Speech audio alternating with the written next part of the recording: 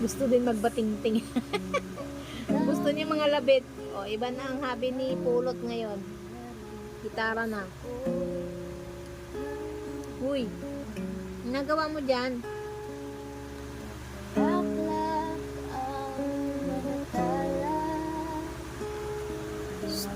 So, anong ginagawa mo dyan?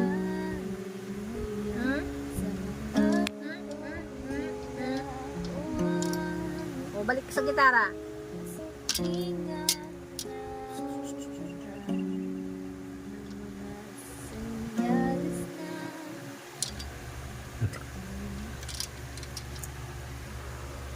Ang cute naman ng ibon na yan. Ang cute mo naman.